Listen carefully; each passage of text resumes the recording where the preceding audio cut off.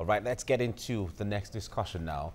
A fresh start tonight to rewrite Nigeria's history has been pushed for by 71 legislators of the House of Representatives who are calling for a constitutional amendment to change Nigeria from the presidential system of governance to the parliamentary system.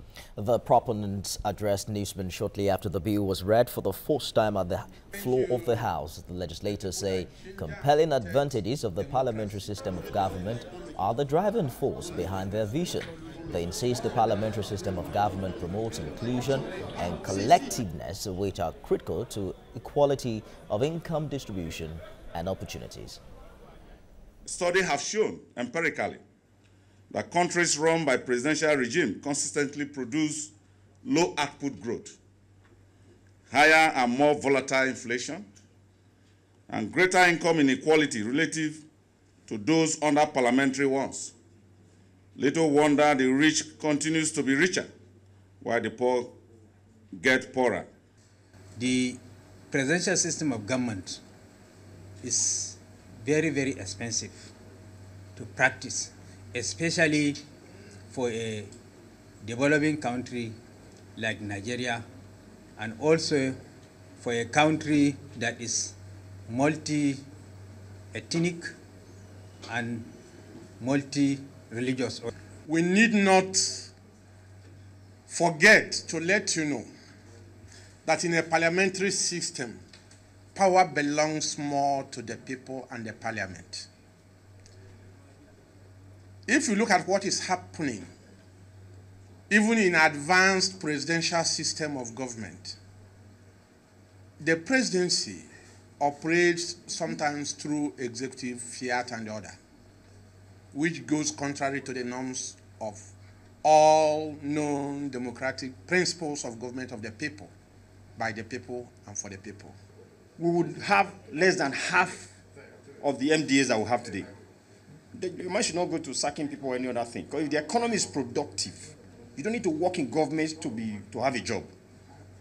That will be prosperity for. Okay. The debate, a new debate, let me say, has been introduced into the political space now. Because before now, we weren't hearing so much of the change to parliamentary system. But this is a new, we're talking about debate. devolution of power, state police, already the amendment Restructuring. of the restructuring. And I'm wondering, where did this come from? No, but it's beautiful for democracy and politics. Joining us on phone now is a political analyst, Dr. Umar Ado. It's good to have you join us, Dr. Ado. A lot of Nigerians said that at the First Republic, when we practiced the parliamentary system of government, Nigeria was quite prosperous. But in 1979, in the dawn of the Second Republic, they wanted to experiment with a new system of government, which made Nigeria to go to US to borrow or to copy the style they had practiced. Now that there's a call to go back to the parliamentary system, what is your assessment on this? Okay, thank you for having me on board. First, before we go into debating whether or not the parliamentary system is right or is not right, we will first have to know why, we have abandoned the parliamentary system. Now, clearly, the British parliamentary system of government adopted at independence, where parliamentarians were elected only by their small constituencies, failed to advance national integration, as it was comparatively easy for small ethnic and other factional interests to dominate local politics.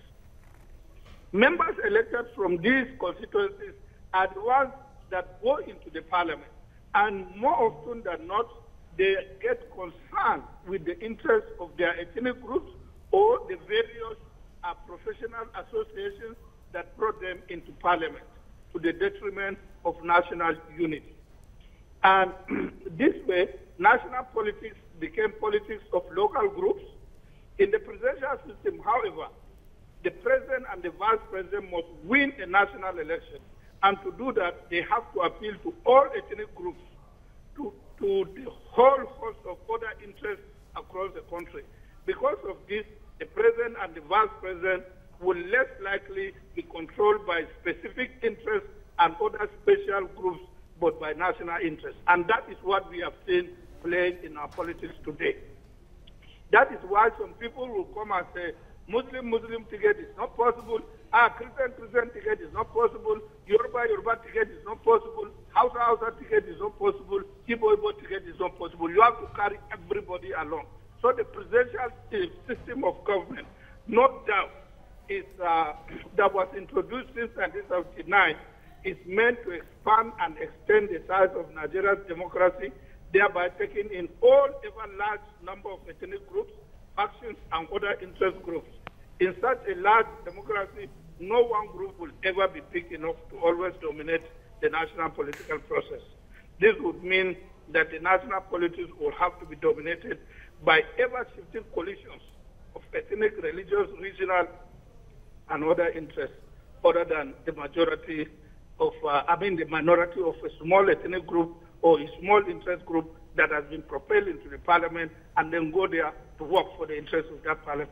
So as for me, I do not accept, us going back into parliamentary system. And I want to also add that the parliamentary system has nothing to do with devolution of powers, has nothing to do with physical federation at all. These are two different things. So I think for members of the parliament that are advocating these things, they better go back and look into the books more carefully.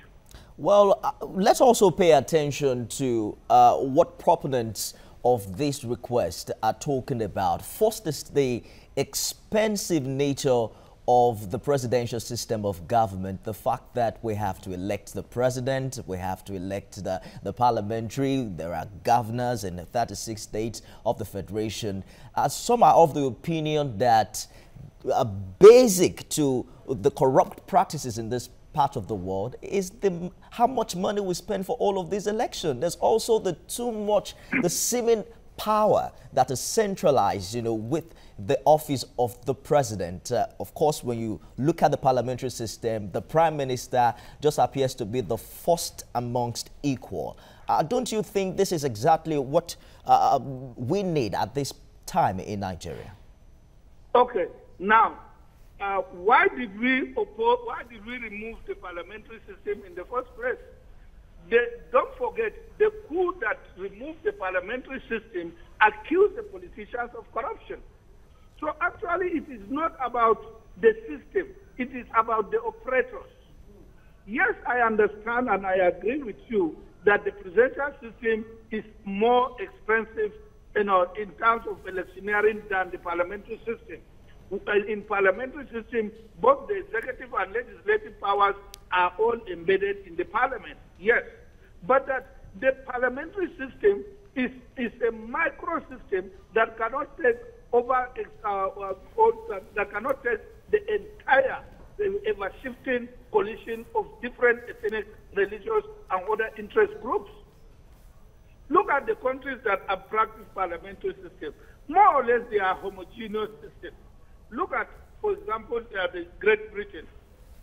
Great Britain practice parliamentary system is virtually a homogeneous system. Yeah, Great Britain is expanding. There are a lot of things taking place in England, but that the system is so fluid that the England now wants to come out of the Brexit.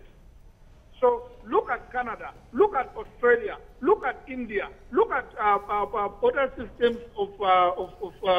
other countries that practice parliamentary system of government. Okay. It is not actually the system that assists them, but more the operators that operate this system. All right. What we need in Nigeria is operation of the change of attitude of operators, not the change of attitude. All right, Dr. Adu. Yes.